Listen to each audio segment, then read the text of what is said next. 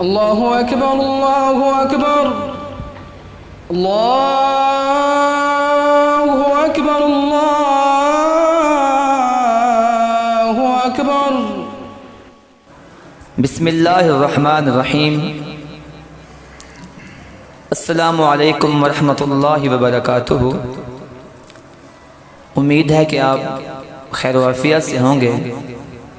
नाज़रीन, आज हम आपको कुरान मजीद फ़ुरक़ान हमीद की सूरत ar-रहमान में से चंद आयात सुनाने का शरफ़ हासिल करेंगे। अल्लाह ताला ने इंसान के लिए बेशुमार नेमतें पैदा की हैं, जिनका ज़िक्र कुरान मजीद में मौजूद है। ज़मीन, आसमान, चाँद, सूरज, सितारे, हवा, पानी, दरिया, नदी नाले और भी बेशुमार ऐसी नेमतों से अल्लाह पाक ने हमें नवाजा है, जिनका शुक्र करना हमारे लिए फ़र्ज़ ऐन है। कुरान मजीद में इसका ज़िक्र किया गया है कि तुम अपने रब की कौन कौन सी नेमत को झुटलाओगे। सूरत रहमान कुरान मजीद के 27वें पारे में मौजूद है। इसकी आयात 78 हैं और ये 3 रुकू पर मुश्तमिल है। मेरे साथ मदरसा दारुल कुरानुल करीम वस्ती मंसूरा के मुअल्लिम मौजूद हैं। अल्लाह पाक ने खूबसूरत आवाज़ से नवाजा है, तो मैं उनसे मुल्तमिस हूँ कि हमें कुरान मजीद फ़ुरक़ान हमीद की सूरह रहमान की चंद आयात सुनाने का शरफ़ हासिल करें।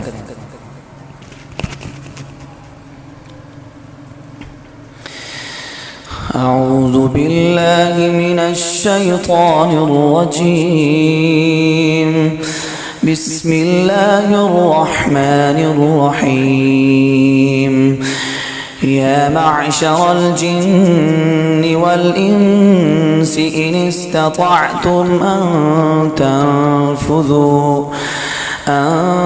تنفذوا من أقطار السماوات والأرض فانفذوا لا تنفذون إلا بسلطان فبأي آلاء ربكما تكذبان يرسل عليكما شواظ من نار ونحاس فلا تنتصران فبأي آلاء ربكما تكذبان فإذا انشقت السماء فكانت وردة كالدهان فبأي آلاء ربكما تكذبان فيومئذ لا يسأل عن ذنبه إنس ولا جان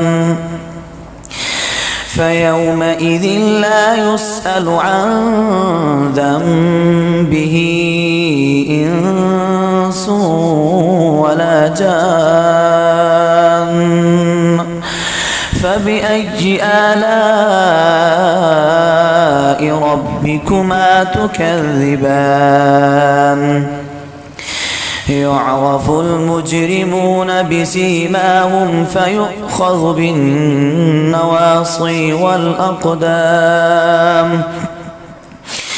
يعرف المجرمون بسيماهم فيؤخذ بالنواصي والأقدام يعرف المجرمون بسيماهم فيؤخذ بالنواصي والأقدام فبأي آلاء ربكما تكذبان هذه جهنم التي يكذب بها المجرمون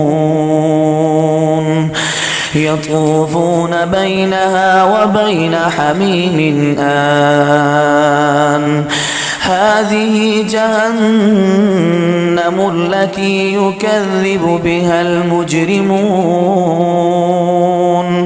يطوفون بينها وبين حميم آن فبأي آلاء